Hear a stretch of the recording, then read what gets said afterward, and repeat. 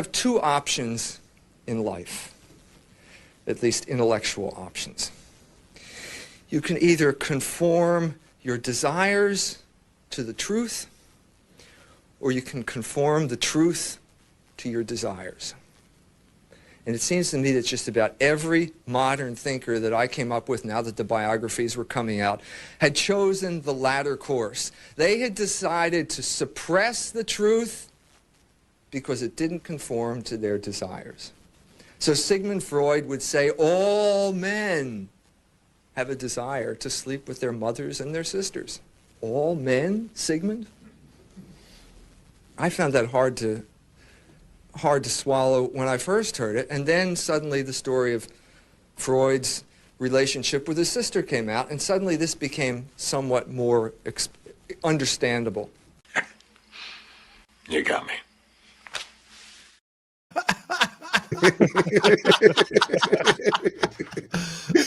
Dr. E. Michael Jones, we have wanted to do this interview for so long.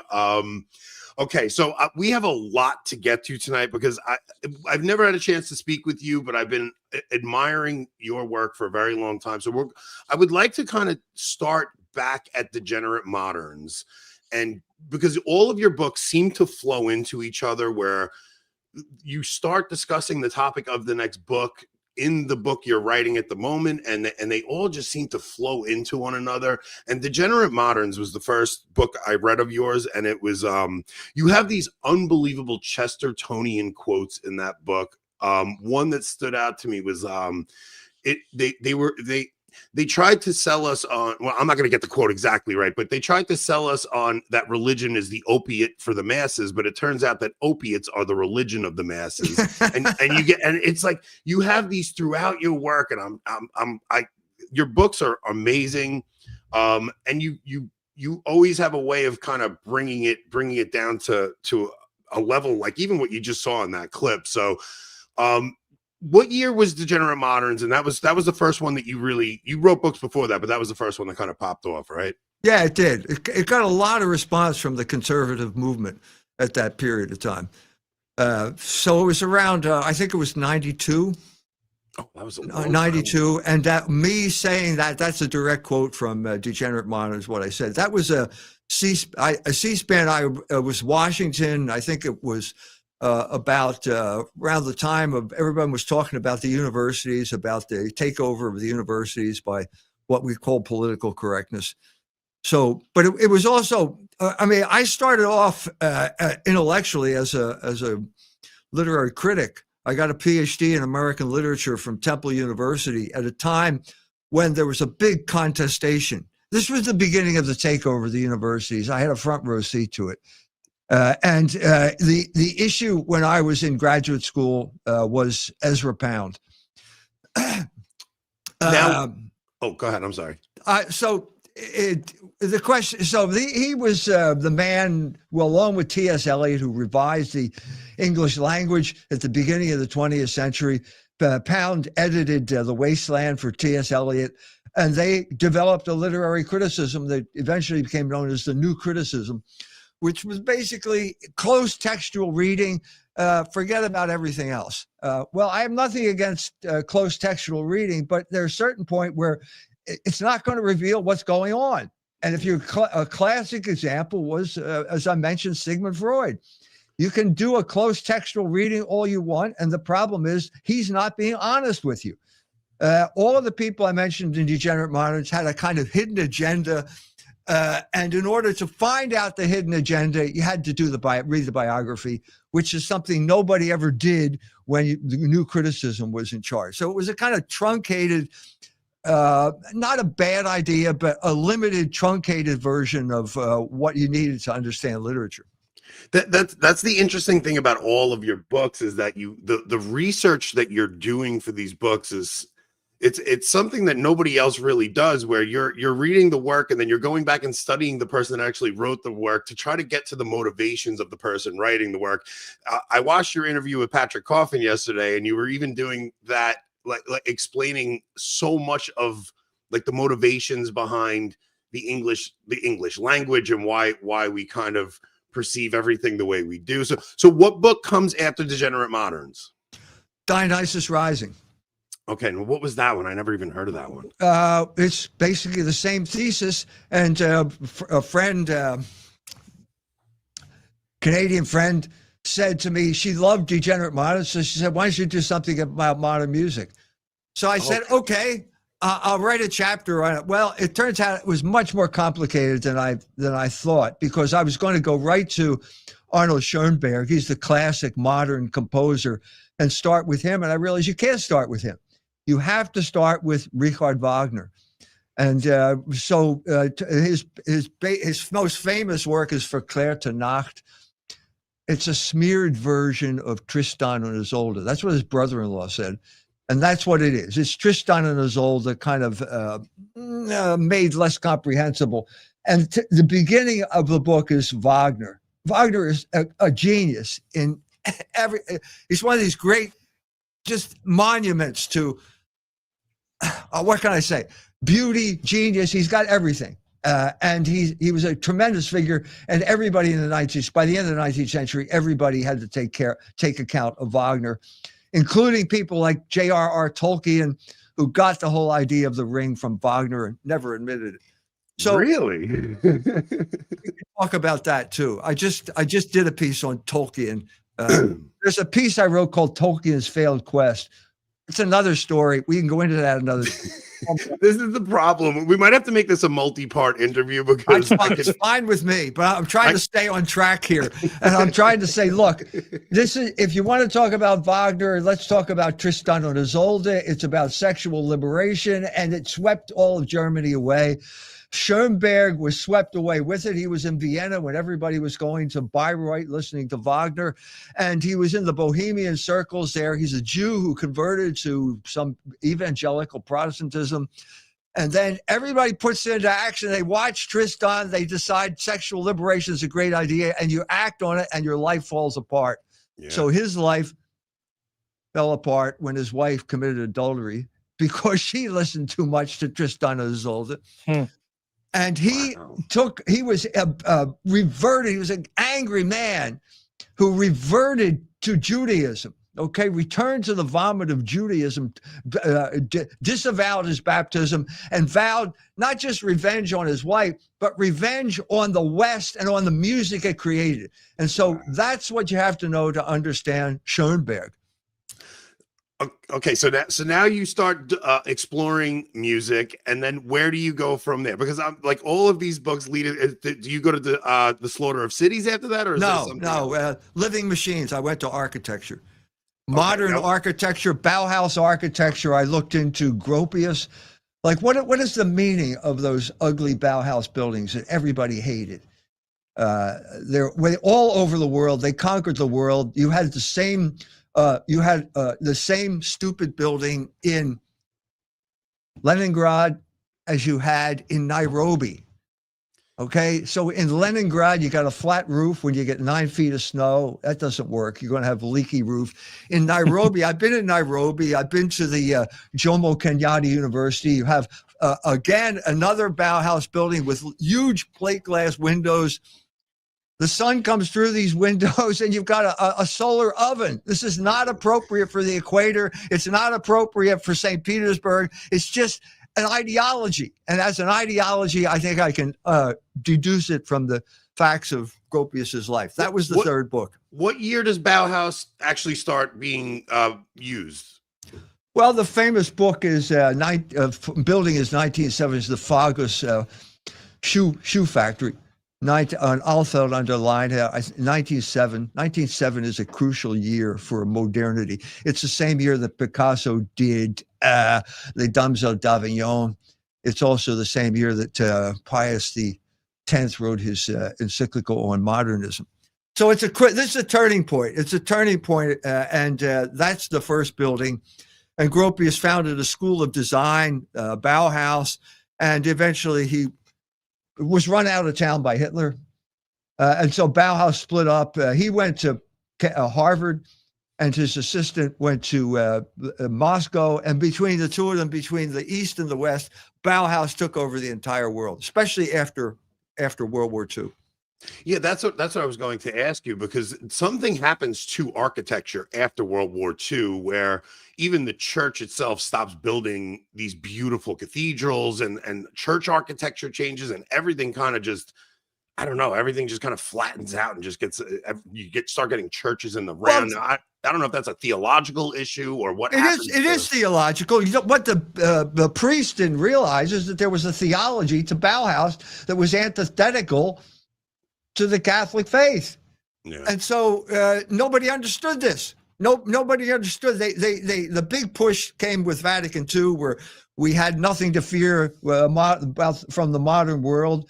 And so we indulged in this experiment of the Bauhaus Church and didn't realize there's a message here. And the message is contradicting the gospel you're supposed to be preaching. What was his term for those buildings? He called them Wohnmaschinen. And I called the title on book as Living Machines, or Machines for Living In. Man is a machine. This is the Enlightenment. It's a reduction of man to, as I said, a machine. And it didn't work. So we had, in Philadelphia, the modernists took over the city planning around 1950, something like that. They were all back from World War II. They all felt as if they had conquered the world. And they start building buildings for the sharecroppers. Black sharecroppers are coming up from North Carolina, and it doesn't work. It's not working. Same thing with the Robert Taylor homes in Chicago. All across the northern cities of the United States, the cities start building these high-rise warehouses for Negroes from the South. They're called the projects. Bill Cosby grew up in one of them, and it didn't work. It didn't work. There was a kind of materialism there that kind of snuffed out the spirituality, the Protestant, kind of emotional spirituality they brought up from the South. They started acting like machines. They started acting like sex machines, as James Brown would say. And the whole thing fell apart. Their families fell apart. And the legacy is the gang violence that still exists in Chicago. Yeah, there's this 10-part series on PBS about New York, where it starts in the 1600s with the Dutch settling in New York, and it just takes you through all the way up to 9/11. So it was a documentary they put out right after 9/11. But when you get into that period after World War II, and you have Robert Moses reconstructing all the roadways in New York, and he's basically breaking up these beautiful, like Italian little ghettos that you had of like this beautiful Italian culture, this Irish culture, and they come in with eminent domain. They put these like hideous highway systems through. They move all the black people up to these projects in the bad areas of the city. They're elevated off the ground, so they have no connection to the reality, where they live. So they start treating the area like crap and all this, but it's such a wild thing to watch. And then you start getting people moving out to the suburbs. That happens at the same time. Yeah. So the common denominator here is called social engineering. And there were basically two forms of social engineering after World War II. What we're talking about, I cover in my book, The Slaughter of Cities, which is basically urban planning, urban renewal. And I said it was ethnic cleansing, primarily ethnic cleansing of the Catholic ethnic neighborhoods. And the main instrument of the ethnic cleansing was the black people that came up from the South. You just put them in there.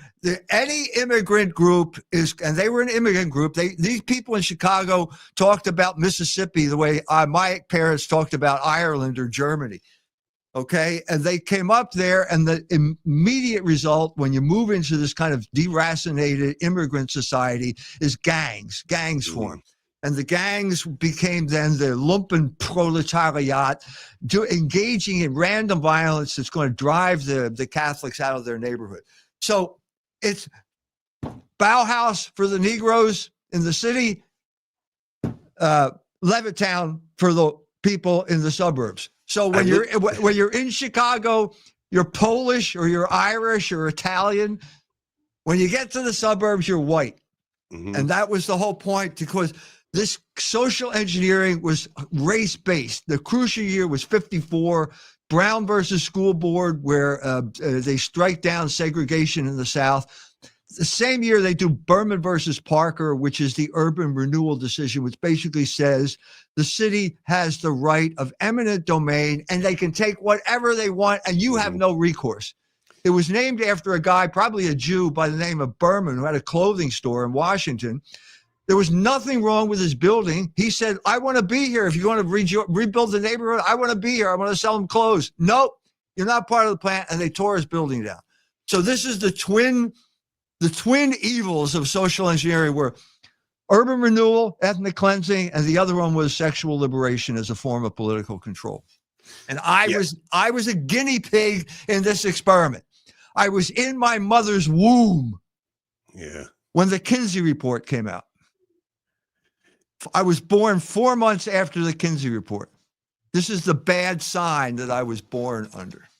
I grew up in Levittown, by the way. In Levittown, Long Island. In Long Island? Yeah, Long Island. Good. That's the first. You were the first pioneer for Levittown. Okay. So let's touch on race a little bit, because I know I've seen you and Nick Fuentes go back and forth about the race thing.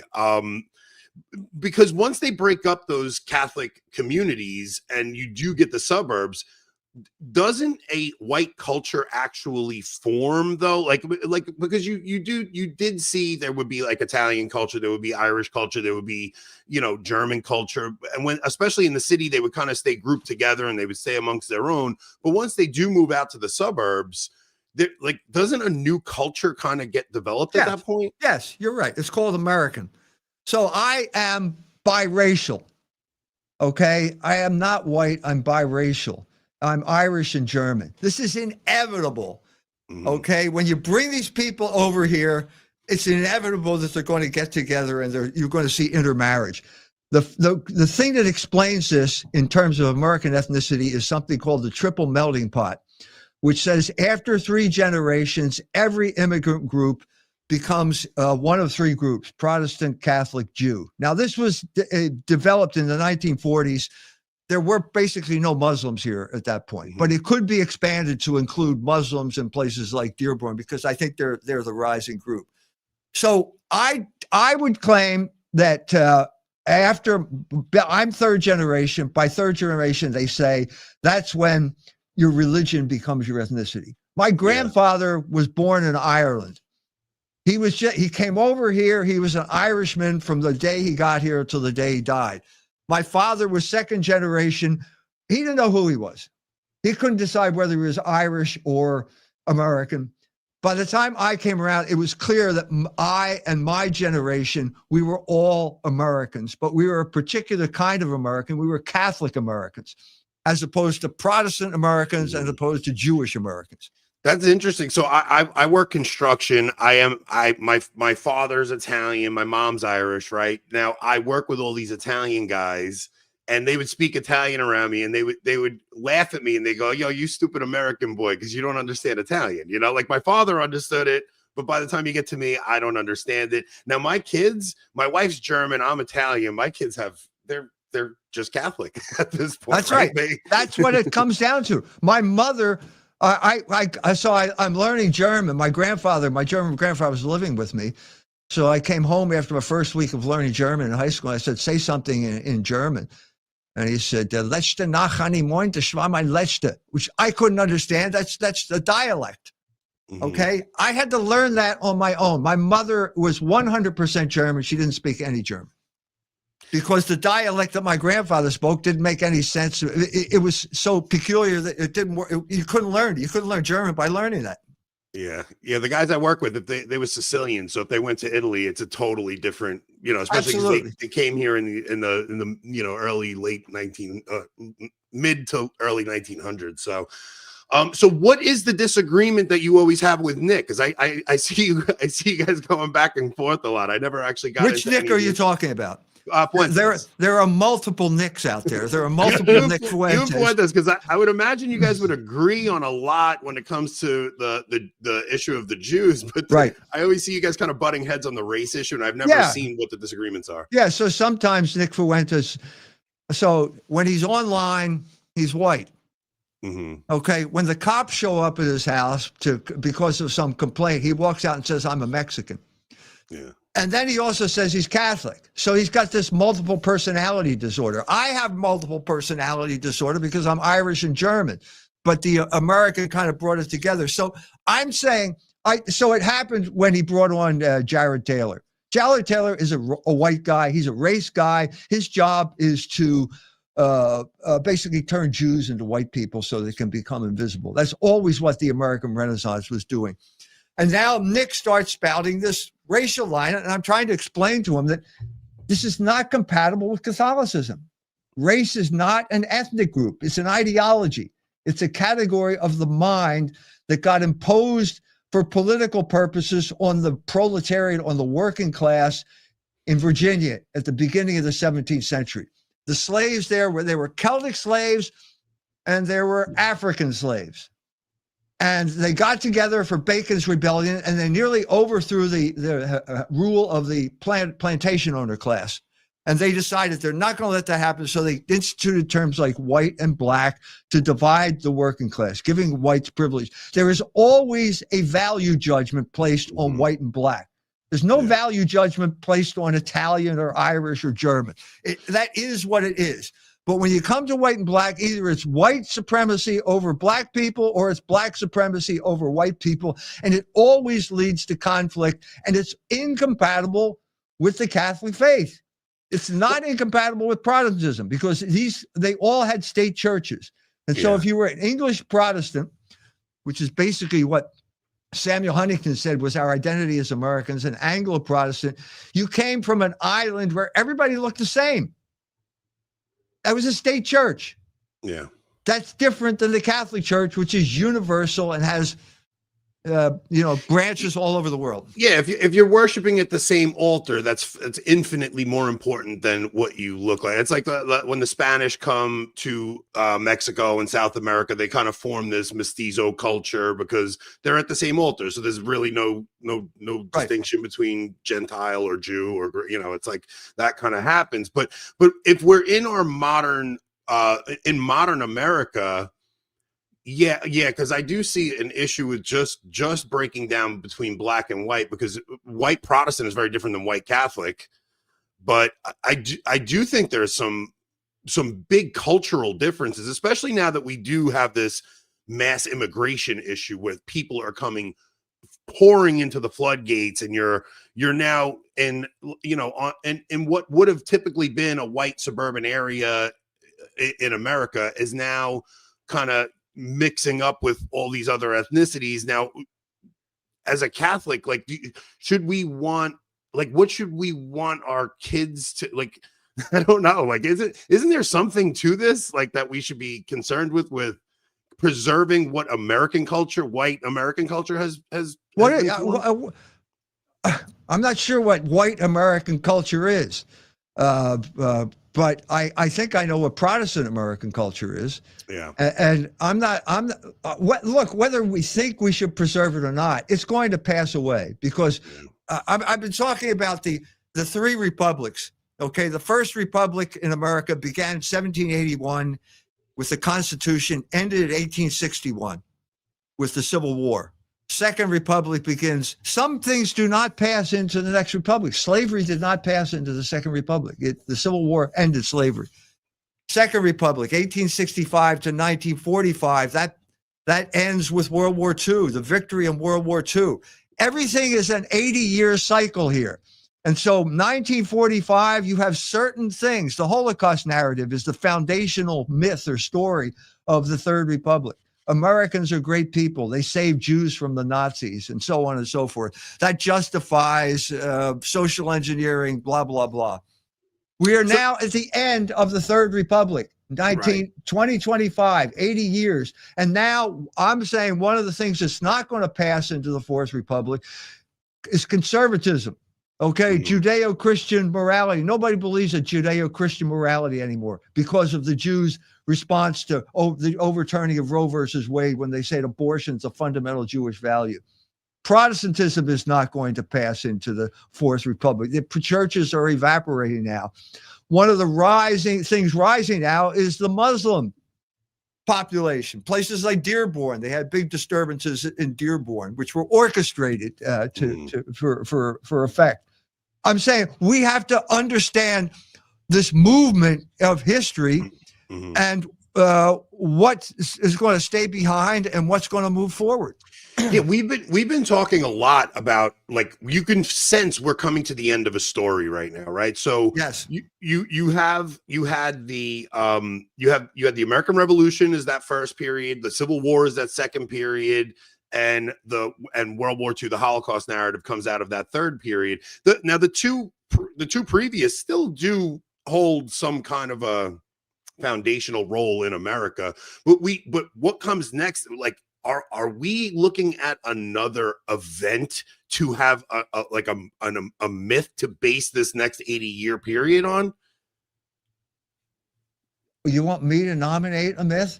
No. I'm worried they're going to create one, right? Like they're trying to create one right now. The fundamental issue that's going on right now is the government and the Jewish foundations, like the Shulman Foundation, are promoting Islamophobia right now to distract everyone from the Jews' genocide in Gaza. That is the whole point of this. The Jews are losing control of the narrative. They're upset. They're getting hysterical. Everything is anti-Semitic. They're going crazy. They want to ban everybody. And I'm saying that so at this point, the group that kind of was the dominant group that held everything together, namely the Protestants, they're disappearing. Mm-hmm. You got a new group rising, the Muslims. We have no idea how the Muslims are going to assimilate because they've never done it before. So I gave a talk at a mosque in Dallas, and I'm sitting in the lobby on that side. It's an Islamic center. On this side, the right side is the mosque. You go into the mosque. On the left side is a basketball court. And there's a kid wearing a jalaba, you know, the long Arab shirt that they wear, doing jump shots. Well, this is a form of assimilation. So I'd like to say to my Muslim friends, who's going to determine what type of American you are? Is it going to be the NBA? You're going to have those Muslim kids wearing gold chains? You're going to idolize Sean Kemp? Do you remember Sean Kemp? He's a local boy. Came from he played the NBA. Came from Elkhart, Indiana, which is right next door here.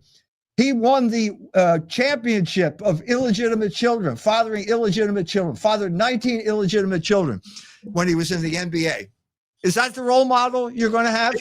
It's probably going to be hip hop, and because I think Muslims are going to assimilate more towards Black culture, and that's kind of what I'm getting at. Exactly, you're exactly right. Yeah. That is exactly right, because they're not white.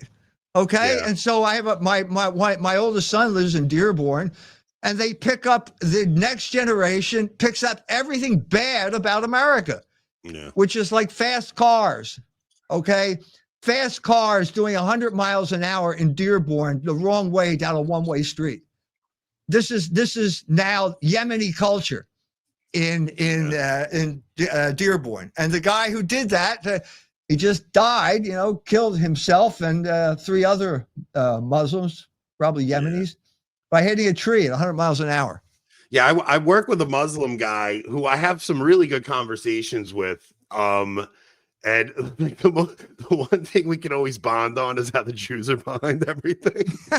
So we live in New York, and he's like, oh, my Muslim friends are all excited about Mamdani. They don't know the Jews own him. We got a Jewish mayor. We don't have a Muslim mayor, because he's telling me, he's like, look, he's from Turkey. He's Turkish, and he's like, you think you have a Muslim government there, but in reality, they're taking money from Israel too, and they're kind of like, and you saw that with Assyria when they take out Assad and they put their own guy in now, because when it comes down to it, a lot of people, even in Muslim nations, are blackmailable, and people want money or they're bribable and things like that. So it does seem like there's this.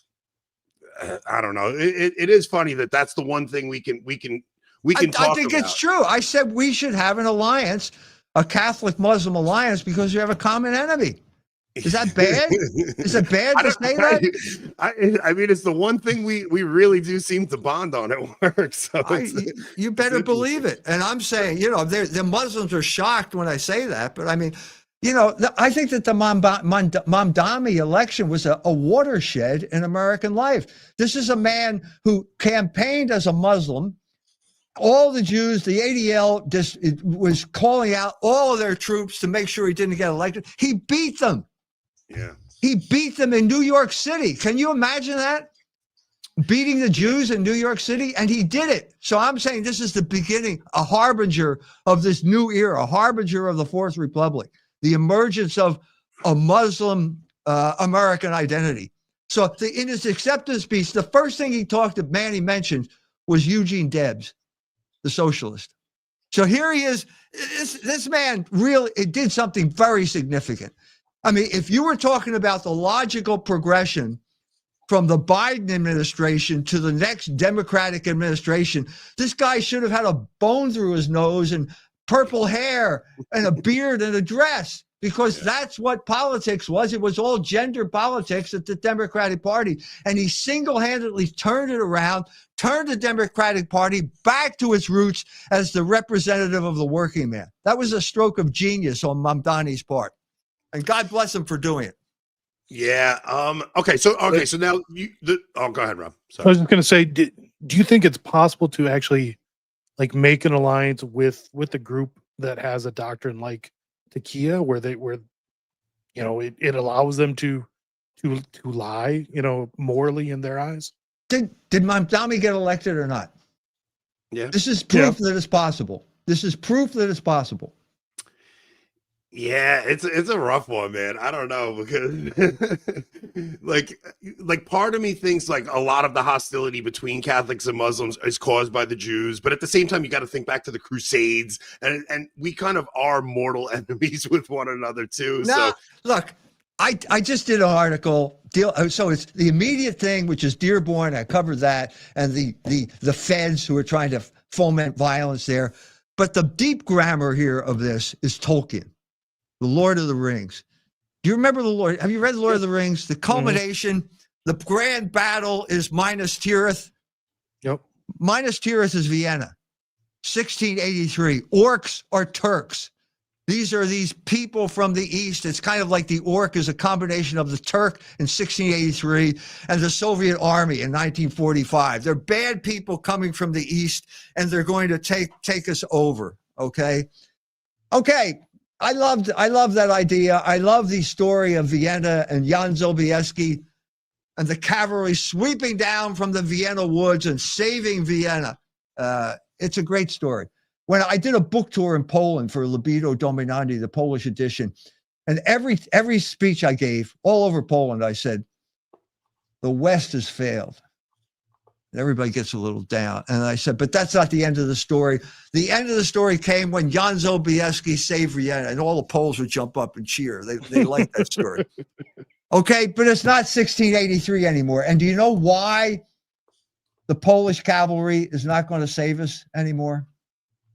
Because you're right. I mean, so let's say the modern day equivalent, some type of dramatic external change. The main reason is the Turks, the orcs, are inside the city now. Yeah. The cavalry charge only works because there was some brave Austrian who stood there with a pike when the Turks blew a hole in the wall and basically prevented those pikes, prevented the orcs from coming into the city. He stood in the breach, and that allowed the Polish cavalry to solve that problem from the outside. That's over now. Why is it over? Why is Ireland in such a bad situation now? My friend Gemma is like Denethor. She's saying the West has failed. She's ready to throw herself on the funeral pyre because the Irish stopped having children. Yeah. The Germans stopped having children. The Italians stopped having children. And not only did they stop having children, they killed a lot of their own children. And so I said to Gemma, for every Irish baby that you people aborted, God sent a Muslim and an African to take their place because nature abhors a vacuum. So put down your Molotov cocktail, Gemma, and start thinking along spiritual lines. Well, that's kind of what I want to get into here, because yes, the orcs are inside the gates at this point, right? Now, you're absolutely right. You're absolutely right. Now, what what you just said is actually kind of how I see it. I see it as because they didn't fight their way in. We welcomed them in. Now, nature abhors a vacuum. They killed their own children. Do you think God didn't notice when that happened? Not just that, but don't you see instead, like, because you're talking about an alliance, but don't you kind of see this as like the Assyrians coming in to destroy the temple at this point? Like, do you not see like God's judgment coming upon us because I tell him, God, Islam is the scourge of God. Yeah. That's always what it's been. Whenever the Christians would lose or fight each other, the Turks would move up the Danube. Okay? They're inside the wall now. Yeah. What are we going to do? And I'm saying, I see what Hegel would call the cunning of reason. Okay, who did this to us? It was basically the Jews. The Hebrew Immigrant Aid Society, Alejandro Mayorkas used to be the head of it. He let the border, open the border, millions of people crossed the border because that was his plan. The Jews want to wreck the dominant culture of the United States and every European country. Yeah. That's not the end of the story. What's the cunning of reason? God brings about his plan by allowing the wicked to do evil and then turning it into good. Yeah. So what's the story here? Let's take England, for example. The degenerate culture in England now, 48% of all pregnancies end in abortion in England. You got these sluts with their tattoos. You got the soccer hooligans. They're all following Tommy Robinson, who wants to blow up the buses with the immigrants on them. Those people are more conservative when it comes to sexual morality than the natives are. And that's the cunning of reason. And that's the basis for what we are doing now in England. We're working with the Muslims. My good friend Sean Norton, the Irishman living in London, is having a lot of success talking to the Muslims, supporting Dr. Rehiani Ali, who was banned, kicked out of the medical National Health Service because she defended Palestinians in an op-ed piece. That's wrong. And I'm saying we have a commonality here, not just a common enemy, but a commonality in our understanding of the moral law. If we can make this clear, I think we have the possibility to turn the evil, which is this weaponized migration. It's an evil. I'm not going to deny that. Turn it into a good in an unexpected way. Yeah, that's an interesting. Okay, so let's get back to some of your work again. So what makes you start writing the Jewish Revolutionary Spirit? The war in Iraq. So it was what, 2003, the Jews, they're called neoconservatives at this point. They take over our foreign policy and they engage American treasure and lives in a project that only it benefits Israel. It's supposed to benefit Israel. Had no benefit whatsoever for the United States of America. At that point, the scales fell from my eyes and I realized we got a Jewish problem. They have just taken over our foreign policy. There's no way to get around it. And now you must have been like a lone voice crying. You better believe it. Believe it. You better believe how lonely it was back then. I can't imagine. I was excommunicated from the conservative movement because I went to the Sam Francis Memorial at the National Press Club, and I said, gave him the thesis of the Jewish Revolutionary Spirit, and the people ran screaming from the room. Taki was there. It was like the Paleo-Con aristocracy. Taki's there. We're all gonna be arrested. Stop. You know, and that was the moment. The moment was I was ahead of my time. Yeah. I was ahead. That was 2008. Now it's not lonely anymore. There are plenty of. I'll make a statement. If you want have any credibility with the younger generation, the 20-year-olds, you have to address the Jewish question. And the man who did it was Nick Fuentes. That's why he's got this following. Well, it's not just that. I think what you were doing back then, because I remember you being ostracized, but you weren't just ostracized from conservative politics. It was the church, the mainstream church. Like, you were persona non grata. You're right. And you were not allowed, like they shunned you, you know? And I remember seeing you kind of reappear during the no fat movement. Like, I remember you being involved to, like, these were secular guys who decided to, like, stop looking at pornography for the month of November. And I remember you popping up in those conversations back then. Right. You're absolutely right. So I was ahead of my time with another book that was called Libido Dominandi, Sexual Liberation and Political Control. That book came out in 2003. I was so ahead of my time that the most significant thing to ratify that thesis happened 1 year after the book came out. And that was when the Israeli troops went into Ramallah. They took over the TV stations and they started broadcasting pornography over the TV stations. That was proof that sexual liberation was a form of political control. Or else you have to say that the Israelis want to bring freedom to the Palestinians, because pornography is freedom if you're an American. So that was, and then so I had to convince people, and they say, nah, you're crazy. That's crazy. And then suddenly there came a time when an entire generation is addicted to pornography because of their cell phones. Yeah. And they know they are a slave to their passions.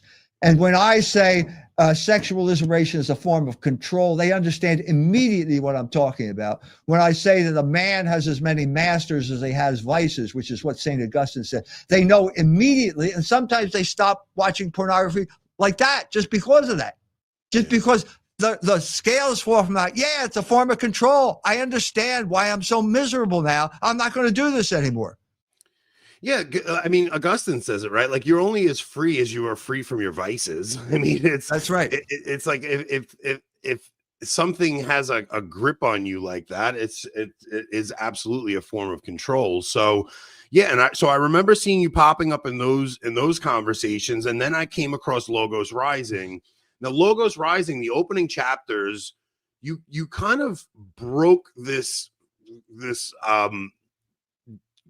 I don't know, just my whole thinking about evolution, and just how ridiculous some of the stuff they say about evolution is when you're breaking down how an eye forms. You're like, they're saying it's a cell that can receive light, but that's not sight. Like how can nature choose a gene that doesn't exist if you're talking about survival of the fittest? It's like, that's exactly right. How can have that selection process for something that doesn't exist? It's impossible. And it comes down to it's in Logos Rising. Parmenides said that which is cannot come from that which is not. That is absolutely true. Yeah. Yeah, and you go through. I gave 3 copies of that book away because I was just the way you went through, just explaining all of, like, human civilization, how it comes about, and then when you get to the Greeks, you explain how the Greek philosophers are all they're wrestling with this idea of logos because they know there's some kind of, like, rationality to the universe.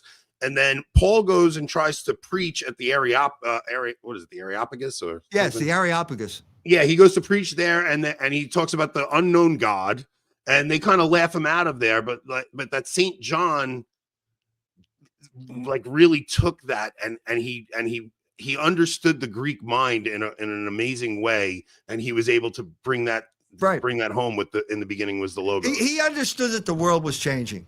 Okay, yeah. That as soon as St. Paul had that dream about that Greek kid saying, come over here, the world was going to change, and you couldn't just limit it to these Hebrews. And then, so as a result, you can't hand them the Gospel of St. Matthew, which is this long Hebrew genealogy with names they never heard before. And so I speculate that St. John wrote his Gospel in light of St. Paul's failure at the Areopagus. And an understanding now, we've got to have a new approach to this new group of people. And this approach is going to be in Greek. We're going to write this gospel in Greek. And we're going to begin with the most fundamental Greek term, which is logos, rationality. It's 7 pages of English equivalents in the Little L. Hart, Scott Liddell Greek English Dictionary. Okay, and he begins by saying, in the beginning, there was the word. See, the problem is he can't use English. Yeah. In the beginning, there was a word. in principio erat verbum, am Anfang war das Wort. They're all the same. And none of them has the resonance that the word logos had. So I had to change it. I had to resurrect the word logos, bring it back, and say, in the beginning, there was logos. In other words, there was an order to the universe that was inescapable. There was never chaos. There was always an order to the universe. And logos was with God, and logos is God. Now, that is one of the most profound statements in all of human history. Logos is God. And I tried to talk that way because I wrote Logos Rising based on my experience of going with Iran to Iran. One of the great experiences of my life, thanks to my late friend Nader Talibzadeh, who was a genius at bringing people together.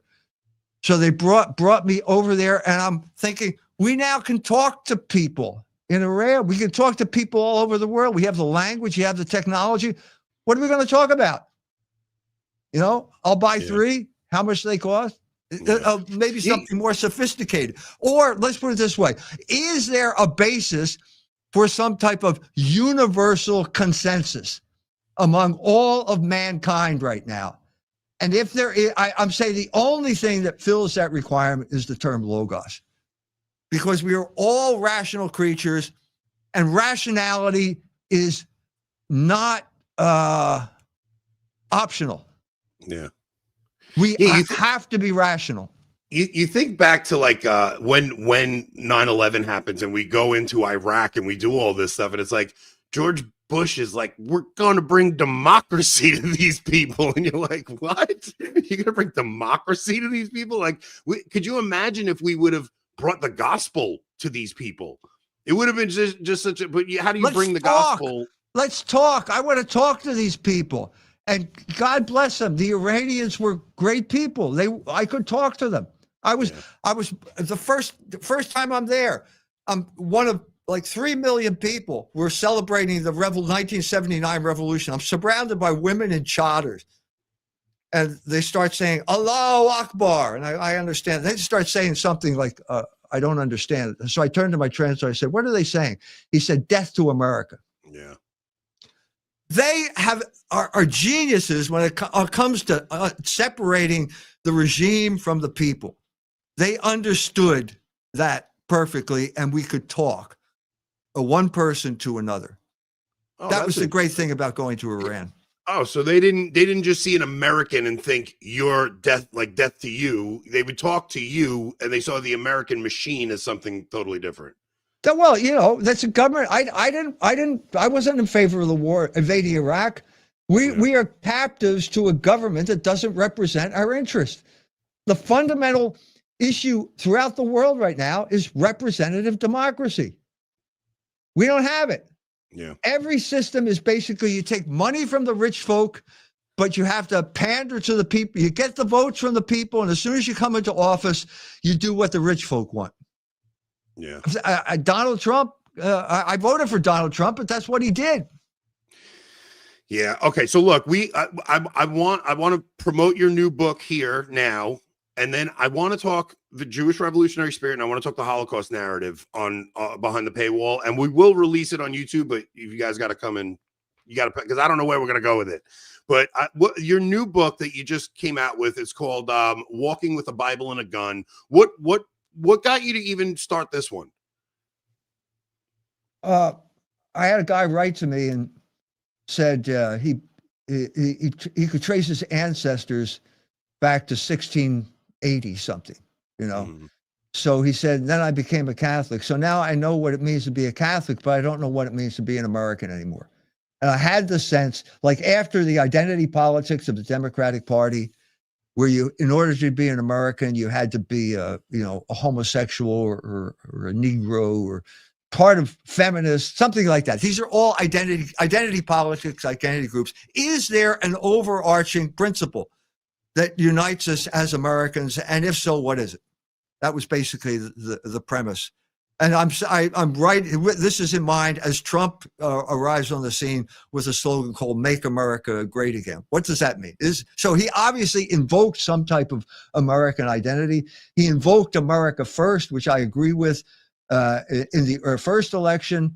He appeared in South Bend, Indiana, biggest crowd ever to assemble in South Bend, Indiana, and he was there, and he talked about Carrier Air Conditioning moving his plant to Mexico, and everybody there, the working class there, and they jumped up and cheered.